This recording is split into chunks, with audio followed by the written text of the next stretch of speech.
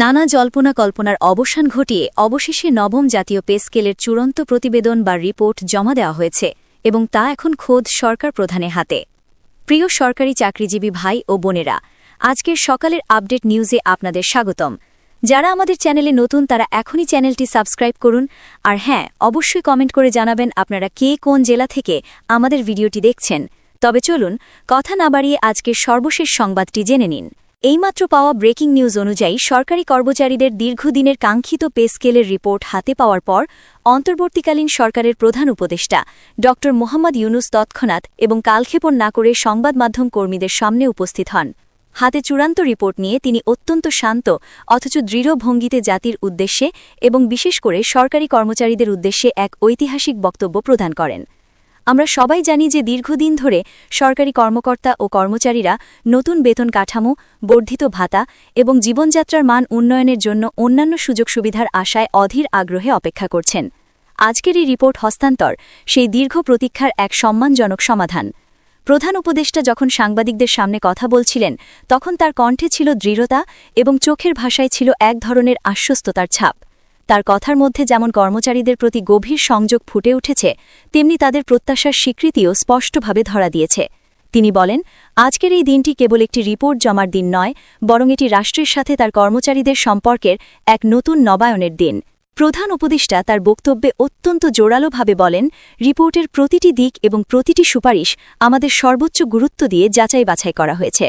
আমরা নিশ্চিত করার চেষ্টা করেছি এবং নিশ্চিত করেছি যে নতুন পে স্কেল যেন সকল স্তরের কর্মকর্তার জন্য, বিশেষ করে যারা নিম্ন আয়ের কর্মচারী, তাদের জন্য ন্যায্য এবং সুষম হয়।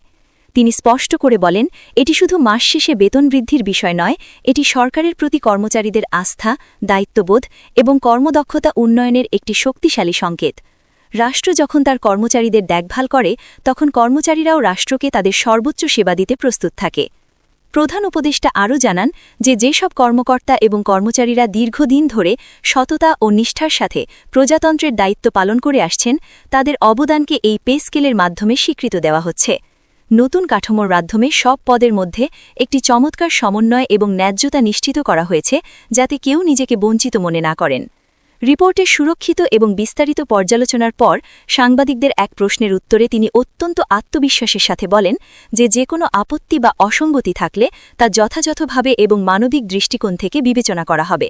তবে এখন সময় এসেছে এটিকে আর ঝুলিয়ে না রেখে দ্রুত কার্যকর করার, যাতে সরকারি চাকরিজীবীরা তাদের দীর্ঘদিনের অমীমাংসিত দাবির সমাধান পেতে পারেন এবং স্বস্তির নিঃশ্বাস ফেলতে পারেন।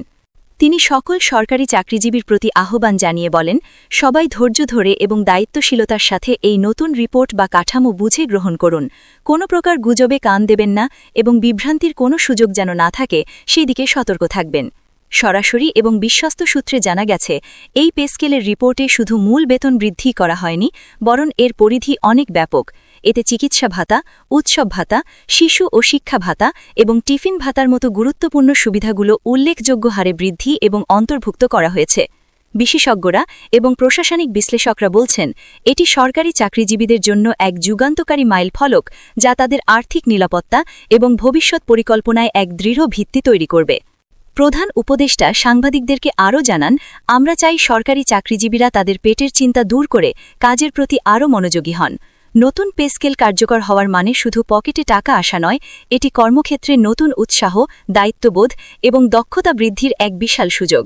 তাই আমরা সকলকে আহ্বান জানাচ্ছি, আপনারা ধৈর্য ধরুন এবং সরকারের উপর আস্থা রাখুন। রিপোর্ট হাতে পাওয়ার পরপরই সচিবালয় সহ সারা দেশের সরকারি দপ্তরে চাকরিজীবীদের মধ্যে তাৎক্ষণিক প্রতিক্রিয়া মিলেছে।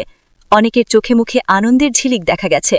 অনেকেই জানিয়েছেন এটি তাদের দীর্ঘদিনের অবদমিত এবং অমীমাংসিত দাবি পূরণের এক গুরুত্বপূর্ণ পদক্ষেপ।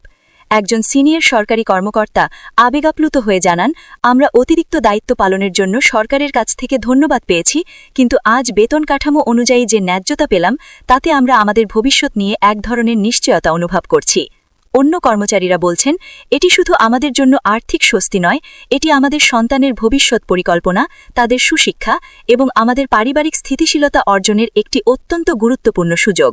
এদিকে সরকারি কর্মকর্তারা এবং অর্থ মন্ত্রণালয়ের সংশ্লিষ্টরা জানিয়েছেন, আনুষ্ঠানিক গ্যাজেট প্রকাশের নির্ধারিত সুনির্দিষ্ট তারিখ এখনও ঘোষণা করা হয়নি। তবে সরকারের নীতি নির্ধারণী মহলের প্রস্তুতি এবং প্রধান উপদেষ্টার তড়িৎ পদক্ষেপ দেখে দৃঢ়ভাবে প্রত্যাশা করা হচ্ছে যে ফেব্রুয়ারির প্রথম সপ্তাহের মধ্যেই এটি আনুষ্ঠানিকভাবে প্রকাশিত এবং কার্যকর করা হবে। অর্থ মন্ত্রণালয়ের একজন উচ্চপদস্থ কর্মকর্তার নাম প্রকাশ না করার শর্তে জানিয়েছেন, গ্যাজেট প্রকাশের পর নতুন বেতন কাঠামো স্বয়ংক্রিয়ভাবে বা অটোমেশন পদ্ধতির মাধ্যমে প্রয়োগ হবে। সকল কর্মকর্তার পদমর্যাদা এবং গ্রেড অনুযায়ী বেতন সমন্বয় বা ফিক্সেশন নিশ্চিত করা হয়েছে, যাতে কাউকে ভোগান্তিতে পড়তে না হয়। বিশ্লেষকরা বলছেন, এই নতুন পে স্কেল কর্মীদের মানসিক স্থিতিশীলতা এবং কাজের প্রতি উৎসাহ বহুগুণ বাড়াবে। এটি শুধু তাদের পারিবারিক অর্থনীতিতে প্রভাব ফেলবে না, বরং সরকারি চাকরিজীবীদের মধ্যে ন্যায্যতা এবং স্বীকৃতির অনুভূতিও দৃঢ় করবে। দীর্ঘদিন ধরে পরীক্ষিত এবং নানা চড়াই উতরাই পেরিয়ে এই রিপোর্ট এখন বাস্তব রূপ নিয়েছে, যা আগামী দিনে সরকারি